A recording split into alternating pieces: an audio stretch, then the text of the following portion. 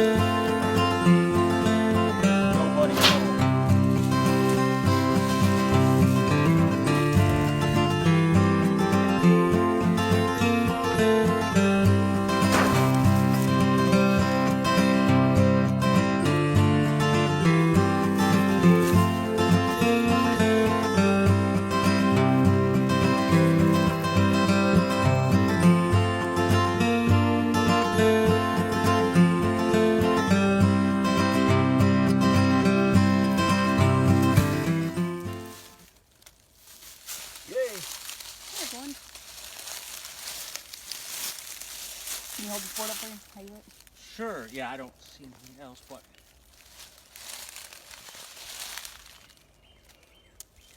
Okay, this is the most frequently encountered snake out here. It's called the southeastern crowned snake, and its Latin name is Tantilla coronata, and these guys are specialists on eating centipedes. That's what they like to eat the most. This one's about to shed, so its colors are pretty muted at the moment, but they have this dark brown, almost black head with a pale band across the neck, and then a dark blotch, and then the rest of the body is tan. And this is about an adult size. They get maybe 10 to 12 inches long. Technically they are venomous. They have fangs in the rear of their mouth, and they chew the venom into their centipede prey, and then of course swallow it whole like snakes do. And this one appears to be, looking at its tail to determine the sex, and I would say that's a fairly fat tail, so I would say this is a male. So an adult male southeastern crowned snake.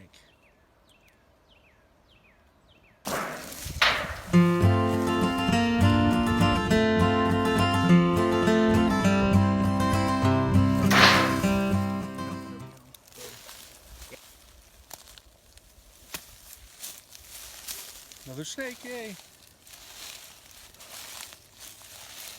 Alright, this little snake is called an eastern worm snake, and it is all pink underneath with no markings, and then all brown on top with no markings. And the pink of the belly goes up a couple scale rows on the side of the body is how you distinguish this. They get about a foot long, so this one is maybe half grown, and like their name suggests, they do like to eat earthworms.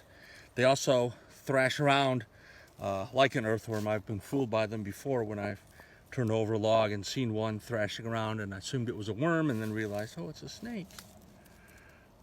So anyway, another fairly common species out here. One of our many tiny or small species of snakes that we have in the southeast.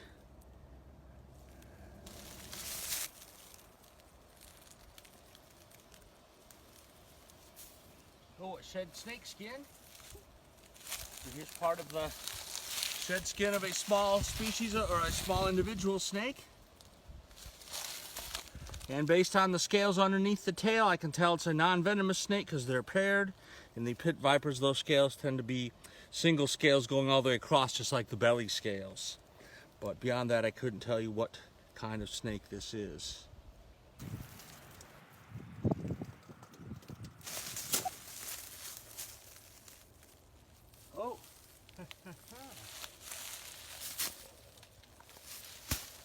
Ah, yes, a very large adult worm snake, eastern worm snake, same species as the last one we found. So they have a very small head, bright pink belly, brown on top, no markings. And this is about as big as they get. And they are one of the first snakes I see active in the spring. They seem to be active at lower temperatures than a lot of other snakes. And they got a pretty short tail as well. So, nice. Oh, another little sneak there. The little frog? Frog, where? Right here. Yeah, a toad. Excellent. So, I couldn't tell toad or frog from up high, but. Okay. All right, so here's a young southern toad, Anaxyrus terrestris. There are only toad around here, and toads spend their days buried in the ground and then come out at night to forage. And this area between his hind legs, you can see the skin slightly different color. That's called the pelvic patch or the drink patch. That's where they absorb moisture. Amphibians don't drink with their mouths like we do. They just absorb the moisture through their skin because their skin is not really waterproof like our skin or like reptile skin. So anyway, and these guys get maybe twice this size a large female would be.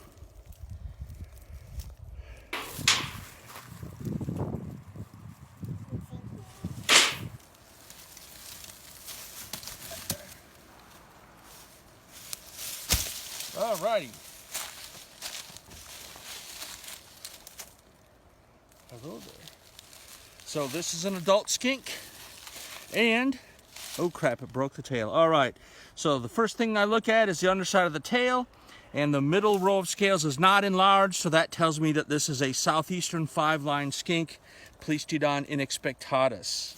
And this is probably a female based on the color. This time of year the males will start getting an orangey tinge to their head as the breeding season comes in. Plus they usually lack that middle stripe. The males often do and are more of a tan coloration. So this is an adult female, and you can see there's still some blue to the tail left over when she was a baby, but as she ages the blue will disappear. And so that tail wiggles around and is an attractant to predators because of its bright color. We also have a common five-line skink, but they like more wetter habitat, so they'd be in the woods by the river. But the southeastern five-line skinks like dry habitats. Another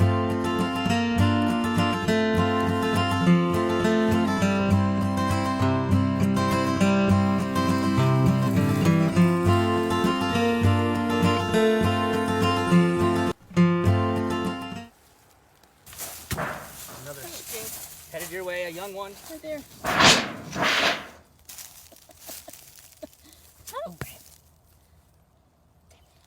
Okay, so first thing we do is look at the underside of the tail, and the scales all look the same size. In a broad-headed skink, the central row of scales on the underside of the tail is much larger, noticeably larger. So that tells us that this is again a southeastern five-line skink, Pleistodon inexpectatus. This is a juvenile individual with that bright blue tail that's just about to come off, unfortunately. So this one will probably mature next year, and what will grow back will not be a blue tail, but a sort of beige colored tail. Let's put the board back.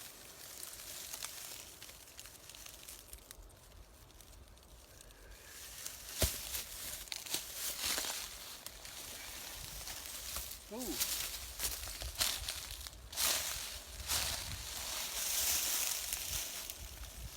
All right, yes, nice. This is a ringneck snake, and this is a very large specimen for a ringneck snake. They get their name from that pale ring that goes across the back of their neck. Otherwise, they are a all dark bluish gray kind of snake. This one's got a grayish tint to it because it's going to shed pretty soon. Normally the belly is yellow with a row, 1 to 2 rows of dark spots running down the middle of it.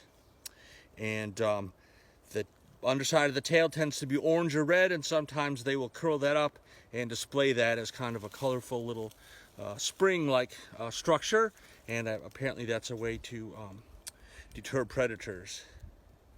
Like the crown snake, these guys are also rear fanged, meaning they have a very mild venom and large fangs at the back of their mouth that help them subdue their prey, which tends to be things like small salamanders, earthworms, things such as that. So, and the scientific name of this is Diodophis punctatus. Punctatus means spotted for the belly. And so they're quite common in mesic forest habitats like we have downslope from us here.